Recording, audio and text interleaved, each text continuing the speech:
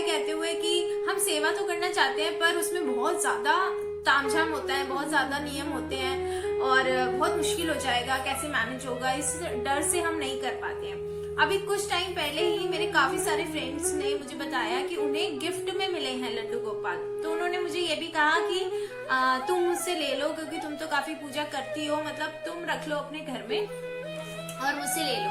तो क्योंकि वो काफी सारे लोगों ने ऐसा कहा तो मैं सबसे तो नहीं ले सकती थी, लेकिन मैंने उन सबको समझाया कि वो उनको मिले हैं गिफ्ट में। तो पहली बात तो मैं इस चीज के खिलाफ हूँ कि गिफ्ट में भगवान कभी नहीं देने चाहिए, भगवान की मूर्ति कभी नहीं देनी चाहिए किसी को भी, क्योंकि हमें नहीं पता उनकी आस्था कैसी है, वो विश्वास रखते हैं नहीं रखते हैं, या वो एक पर्टिकुलर होता है ना कि हमारे इष्ट भगवान होते हैं, हम उन भगवान की पूजा करते हैं नहीं करते हैं, उतनी मतलब वो नहीं है, भावना है या नहीं है। तो इसलिए गिफ्ट तो नहीं करना चाहिए कभी भी किसी को ऐसे कि आप कोई भी भगवान की मूर्ति गिफ्ट कर दो। लेकिन आजकल काफी ट्रेंड में है, लोग गृह प्रवेश में जाते हैं, मुहूर्त में जाते हैं, किसी भी टाइम पे शादी में भी इवन मूर्तियां दे देते हैं और ये बहुत ही गलत लगता है मुझे। लेकिन लेने वाले के हिसाब से मुझे क्या लगता है कि अगर आपको मिली है, मतलब आपके घर ठाकुर जी आए हैं, तो इसका मतलब ठाकुर जी ने आपको मौका दिया है उनकी सेवा करने का, ठाकुर जी ने आपको मौका दिया है उन्हें अपने घर में स्थापित करने का, यानी कि वो खुद चल के आपके पास आए हैं। तो इसका मतलब आपने बहुत अच्छे कर्म करे हैं पिछले जन्म में, जो आपको ये मौका मिला है कि आप उनकी सेवा कर सके। तो ये मेरा लेने वालों के लिए मेरा ये मानना है। तो मैंने उन्हें यही समझाया कि ये आपको गिफ्ट में आए हैं या जैसे भी किसी ने आपको भेंट स्वरूप दिए हैं, लेकिन वो आपके घर में आए हैं। जब ठाकुर जी आपके घर में आ गए तो इसका मतलब तो यही हुआ ना कि आपके घर से हर दुख हर परेशानी वो जाने वाली है। क्योंकि आप खुद सोचिए, बाल रूप में जब लड्डू गोपाल जी को हम घर में रखते हैं तो उनसे एक रिश्ता बन जाता है। कोई उन्हें बेटा मानता है, कोई उन्हें भाई मानता है, कोई प्रेमी मानता है, कोई पिता मानता है। सबके अलग अलग भाव होते हैं, अलग अलग रिश्ता उनसे जुड़ जाता है। इंसानी तौर पे जो हमारे रिश्ते होते हैं, जो समाज में हमारे रिश्ते हैं, मम्मी पापा हैं, हस्बैंड है, भाई है, बहन है, हर किसी से आपकी लड़ाई झगड़ा होता ही है। कई जगह तो ऐसा भी होता है सालों साल बातचीत नहीं होती, और कई जगह तो होता है ना भाई भाई में बंटवारे के लिए, जमीन जायदाद के लिए दुश्मन हो जाते हैं। तो ऐसा कोई रिश्ता नहीं है जो आपके साथ पूरी तरह से आपके साथ रहे या आपका साथ दे, बिना आपको जज करे, बिना आपको गलत बोले। तो हर रिश्ता आपको धोखा जरूर देता है, हर रिश्ता आपको दुख जरूर देता है, तकलीफ जरूर देता है। लेकिन ठाकुर जी से जो रिश्ता आपका बन गया एक बार, तो एक तो आपकी खुद की परेशानियां सारी चली जाती हैं, आपकी लाइफ आसान हो जाती है, आपको बहुत शक्ति मिलती है, आप बहुत पॉजिटिव हो जाते हो। आपके अंदर बहुत सारी, चाहे आपको सबने खूब दुखी कर रखा हो, दुनिया ने खूब दुखी कर रखा हो, लेकिन आपके अंदर एक अलग ही खुशी, अलग ही साहस होता है, अलग ही हौसला होता है कि हाँ भाई हम कर लेंगे, सब हो जाएगा।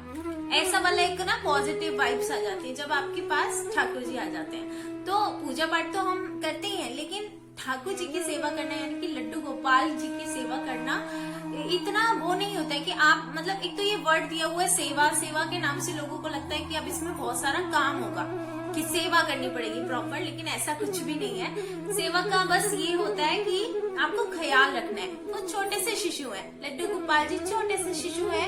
आपके घर में कोई छोटा सा बच्चा होता है तो आप बच्चे की सेवा थोड़ी करते हो, आप उस बच्चे का ख्याल रखते हो, है ना। उसको खाना टाइम पे देना है, उसको जल्दी सुला देना है, उसको प्यार से उठाना है, प्यार से खिलाना है, प्यार से सारे उनके काम करने हैं। बच्चे के लिए आप यही तो करते हो, तो उसे आप सेवा तो नहीं कह सकते। तो ये सेवा तो बस एक वर्ड दे रखा है कि हाँ लड्डू गोपाल जी की सेवा होती है, लेकिन बेसिकली तो वो छोटे से बच्चे ही है ना। आप उनसे जो भी रिश्ता बना लेते हो, उसी रिश्ते को निभाते हो। तो इसमें कोई बहुत बड़ी बात नहीं है, जितनी बड़ी बात लोगों को लगती है कि हम कैसे करेंगे, हम उनका भोग कैसे निकालेंगे, हम उनकी पूजा पाठ कैसे करेंगे। जो आप खुद भी खाते हो खाना, 3 टाइम आप खुद भी खाते हो, उसमें से आप सबसे पहले उनको भोग लगा दो। अब भोग लगाने का क्या मतलब होता है, कई लोग इस बारे में मेरे से क्वेश्चन करते हैं कि हमने भोग लगा दिया लेकिन भगवान जी ने तो खाया ही नहीं। तो उन लोगों को मैं कई बार समझाती हूँ कि खाया नहीं का मतलब ये होता है कि वो हमारी तरह नहीं खाते हैं खाना, वो दृष्टि से अपनी आंखों से खाते हैं। खाते में क्या है, वो जो खाने में जो बुराइयां होती हैं, नेगेटिविटी होती है, वो सब अपने अंदर ले लेते हैं और खाने को शुद्ध करके अपने आशीर्वाद से भर देते हैं और उस खाने को हमें वापस दे देते हैं, यानी कि हम उसे प्रसाद के स्वरूप में वापस ले लेते हैं। और हम सब वो मिलके ग्राइंड करते हैं। जैसे मंदिर में आप जाते हैं तो आपको प्रसाद मिलता है, आप प्रसाद लेते हैं तो वो भगवान जी का ही भोग लगा हुआ होता है, तो भगवान जी ने उसमें से खाया, मतलब हमारी तरह नहीं खाया होता है, लेकिन उन्होंने दृष्टि भोग लगाया होता है। तो इस तरीके से हम भोग लगा सकते हैं। सुबह हम भी उठते हैं, हम उन्हें भी उठा सकते हैं, हम भी नहाने जाते हैं, हम उन्हें भी स्नान करा सकते हैं, हम भी नाश्ता करते हैं, हम उन्हें भी दूध का भोग लगा सकते हैं। फिर रात को हम सोने जाते हैं तो हम उन्हें भी सुला सकते हैं। तो इसमें कोई एक्स्ट्रा काम नहीं है जो आपको करना पड़ेगा और आपको लगता है कि बहुत टफ हो जाएगा। तो इसीलिए काफी सारे लोगों के पास लड्डू गोपाल जी आ जाते हैं खुद से। तो मैं उन्हें ये बोलूंगी कि आप बहुत भाग्यशाली हैं, आप बहुत ज्यादा आपने कुछ अच्छे कर्म करे हैं और आपको और अच्छे कर्म करने का मौका मिल रहा है, क्योंकि अगर आप उनकी सेवा कर रहे हैं, आप उनका ख्याल रख रहे हैं, अपने घर में रख रहे हैं, तो वो आपसे जो रिश्ता निभाते हैं ना, वैसा रिश्ता आपसे कोई नहीं निभा सकता।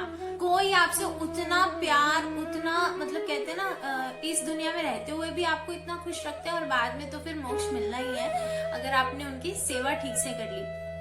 अब इसमें क्वेश्चन ये भी आता है कि हमारे घर में प्याज लहसुन का खाना बनता है, नॉनवेज बनता है, तो हम उन्हें कैसे भोग लगाएं? तो देखिए, नॉनवेज बनता है तो ऑब्वियसली आप नॉनवेज तो नहीं उन्हें खिला सकते, प्याज लहसुन भी नहीं खिला सकते, तो आप उनके लिए थोड़ा सा अलग से खाना बना सकते हैं। छौंका लगाते हुए थोड़ा खाना अलग निकाल सकते हैं, उनके बर्तन आपको अलग रखने होंगे, और सूखा खाना भी आप उन्हें खिला सकते हैं, क्योंकि वो छोटे से शिशु है। ऐसा जरूरी नहीं है कि उन्हें आप मतलब क्यूजीन ही खिलाएंगे। मेवे हो गए, बिस्किट हो गए आटे के, दूध हो गया, दूध से बनी हुई बहुत सारी डिशेज होती हैं, डेजर्ट्स होते हैं बहुत सारे, और बाहर का नाश्ता भी खिला सकते हैं। बाहर से पार्ले जी बिस्किट हो गए, बिना अनियन गार्लिक वाला कुछ भी आप उन्हें खिला सकते हैं जो कि साफ सुथरा हो, बस। क्योंकि हम गृहस्थ में हम मंदिर वाली सेवा नहीं करते हैं, जो कि 8 याम की सेवा होती है, तो हम उन्हें सुबह नहा के भोग लगा सकते हैं, और बाकी जो भोग है, दिन का भोग है या रात का भोग है, बिना नहाए भी लगा सकते हैं। तो इसकी भी आपको चिंता करने की जरूरत नहीं है कि मुझे बार बार नहाना पड़ेगा जाके भोग लगाने के लिए, तो बिना नहाए लगा सकते हैं। बस आपका घर साफ हो, आपके कपड़े साफ हो, और आप भोग लगा सकते हैं। अब बात आती है हम जॉब करते हैं, तो हम जॉब करते हैं, हम तो पूरा दिन घर पे नहीं रहते हैं, तो इसका भी इलाज है। जब आप जाते हैं अपने बच्चों को डे केयर में छोड़ के जाते होंगे ना जॉब पर, जिनके बच्चे होते हैं, या फिर वो अपने बच्चों को अपनी सास के पास छोड़ते होंगे, किसी के पास से छोड़ते होंगे, और कहते हैं ना कि ख्याल रखना मेरे बच्चों का। नॉर्मली हमारी मम्मी भी हमें कहीं छोड़ के जाती थी, कभी कहीं जाना है, बाजार जाना है, कहीं भी तो पड़ोसी के घर पे हमें छोड़ के जाती थी, तो और बोल के जाती थी कि ख्याल रखना। वैसे ही आप मंदिर में कामधेनु गाय, यानी कि गाय, गौ माता, जो बछड़े के साथ उनकी एक मूर्ति मिलती है, वो लाके अपने मंदिर में रखिए, ठीक है, अपने लड्डू गोपाल जी के पास। और जब भी आप कहीं जाएं तो गौ माता को कह के जाएं कि मैं जा रही हूँ इस काम से, हम जा रहे हैं बाहर, और आप मेरे लड्डू गोपाल का ध्यान रखना। वो तो जगत माता है, गौ माता है, सबके लिए माँ है, तो वो भी उनका ख्याल अपने बच्चे की तरह रखती है। और जहाँ तक बात रही भोग की, तो आप उनके आसपास ही कुछ नाश्ता रख के जाइए, सूखा नाश्ता, कुछ बिस्किट या कुछ भी जो भी आप बनाएं वो रख के जाएं कि हम जा रहे हैं जॉब पे और आप खाना खा लीजिएगा, यानी कि भोग लगा लीजिएगा। तो ऐसा नहीं है कि वो आपसे रुष्ट हो जाएंगे कि ऐसे कैसे मुझे घर में अकेले छोड़ के चले गए, ऐसा नहीं होता है, क्योंकि उन्हें तो पता है ना आप गृहस्थ में हैं, आपका जॉब भी है, समाज के कार्य भी, आपके अपने बच्चे भी हैं, आपके अपनी फैमिली भी है, ओकेजन्स भी है, तो आपको ये सब तो करना ही पड़ेगा। लेकिन उसके साथ साथ आप अपने रास्ते निकाल कर, अपनी थोड़ा सा एफर्ट लगाकर, अपने प्यार और भाव के साथ उनका भी ख्याल रख सकते हैं। तो ये वीडियो सिर्फ उन लोगों के लिए है, मैं ये नहीं कह रही हूँ कि आप ऐसा करें, आप लड्डू गोपाल को घर लाएं, सेवा करें, ये आपकी खुद की आस्था, भाव, अपनी भावना पर है। लेकिन अगर आपको मिलते हैं, आपके घर वो खुद आ जाते हैं, यानी कि आपके घर वो खुद आए, इसका मतलब वो चाहते हैं आप उनकी सेवा करें, वो चाहते हैं वो आपके साथ रहें, आपके घर में आपके लिए कुछ करें, और उस वक्त आप इससे मना मत कीजिए। जिस तरीके से भी आप कर सके, मैंने आपको बहुत सारे तरीके बताए, तो आप उस हिसाब से कर सकते हैं, ठीक है। और इसके अलावा कुछ लोग ये भी बोलते हैं कि हम कहीं जा रहे हैं 2-3 दिन के लिए, तब क्या करें। तब तो हम गौ माता को भी नहीं कह सकते 2-3 दिन के लिए, 2-3 दिन का खाना भी उनके पास नहीं रख सकते। तो तब मैं आपको बताऊंगी, एक चीज कहूंगी कि अगर आप ऐसी जगह जा रहे हैं जहाँ पर साफ सुथरा होगा, सब कुछ ठीक होगा, 3-4 दिन के लिए जा रहे हैं, तो आप उन्हें अपने साथ लेके जाएं। आपको पता है मेरे फ्रेंड्स आउट ऑफ कंट्री रहते हैं, रशिया में रहते हैं और भी बहुत सारी जगह रहते हैं जो कि इंडिया से बाहर है। तो वो जब ट्रेवल करते हैं तो वो भी फ्लाइट में लड्डू गोपाल जी को साथ में ही लेके जाते हैं। तो एक बार ऐसा हुआ भी था कि एयरपोर्ट पे उन्हें रोक लिया था जब वो फ्रांस में थे। तो वो वहां पे उन्हें बताया कि सारा प्रोसेस बताया और उन लोगों ने फिर आराम से जाने दिया, कोई दिक्कत नहीं हुई। तो जब बाहर की कंट्रीज में भी ये सब चीजें अंडरस्टैंडेबल है तो हमारे इंडिया में तो कोई दिक्कत ही नहीं है, तो हर चीज मिल जाती है, आप आराम से उन्हें लेकर ट्रैवल कर सकते हैं। बस खाने पीने का ध्यान रखिए, सोने का ध्यान रखिए। और कई लोग कहते हैं कपड़ों का क्या करें, उनके कपड़े, आपके घर में कोई भी इंसान होगा, कितने भी फैमिली मेंबर होंगे, सबकी शॉपिंग तो आप करते ही है ना, अपनी खुद की शॉपिंग भी करते हैं, तो उनकी भी शॉपिंग कर लीजिए, है ना। आपको खुद को ही लगेगा, ये तो खुद के मन में ही आ जाता है कि चलो मैं अपने लड्डू गोपाल जी के लिए नए नए कपड़े लेती हूँ, नई नई ज्वेलरी लेती हूँ, नया सा उनका मुकुट लेती हूँ, और सर्दी आएंगी तो आपको लगेगा सर्दियों के कपड़े लेते हैं, ये अपने आप ही मन में आ जाता है, अपने आप आने लगेगा। आप खुद सोचिए, आप अपने बच्चे के साथ कितना अटैच हो जाते हैं ना, ये मेरा बच्चा है, मेरे बुढ़ापे का सहारा, मेरे साथ पूरी जिंदगी रहेगा, है ना, मुझे बहुत प्यार करेगा। लेकिन ऐसा होता है क्या? ऐसा नहीं होता है। बच्चे बड़े होते हैं, स्कूल में अपने दोस्तों के साथ इन्वॉल्व हो जाते हैं, और बड़े होते हैं और अपने दोस्तों पे इन्वॉल्व हो जाते हैं, गर्लफ्रेंड, बीवी, बच्चे, उनकी अपनी फैमिली, कितने बच्चे तो अलग रहते हैं।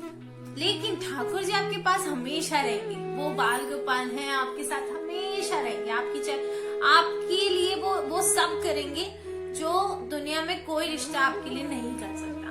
आपके बिन बोले आपको समझ जाना, आपकी मुश्किलों से आपको बाहर ले आना, आपको पूरी शक्ति देना, पूरी ताकत देना कि आप हर चीज का सामना हंसते मुस्कुराते कर सके। तो ये सब चीजें हैं बस।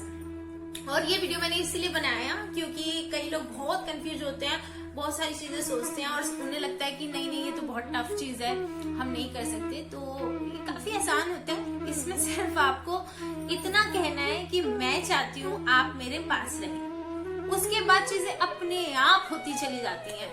वो अपने आप सारा कुछ इंतजाम कर लेते हैं। उन्होंने आपका इंतजाम कर रखा है, हमारा इंतजाम कर रखा है, तो क्या वो अपना नहीं कर सकते? वो तो बस हमारी भावना है कि हम करना चाहते हैं और वो कर देते हैं।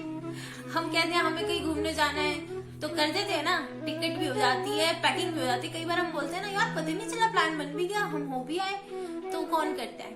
वही तो करते हैं। तो वो इतना कुछ करते हैं तो क्या अपने लिए नहीं करेंगे थोड़ी सी चीजें? बस आपको ये लेना है कि हाँ मुझे ये, मैं चाहती हूँ ठाकुर जी मेरे घर में रहें और मैं उनकी सेवा कर सकूं। बस आप मेरा साथ देना, और फिर देखिए वो कितना साथ देते हैं और कितनी दूर तक साथ देते हैं। तो आई होप आप सब की कंफ्यूजन दूर हो जाएगी। काफी सारी जो मैं बताना चाहती थी मैं बता चुकी हूँ। तो आई होप आप सब खूब अच्छे से एंजॉय करें अपने लड्डू गोपाल जी के साथ, और वो आपके जीवन में खुशियां भर दे और आपको हमेशा खुश रखे, तरक्की दे। राधे राधे।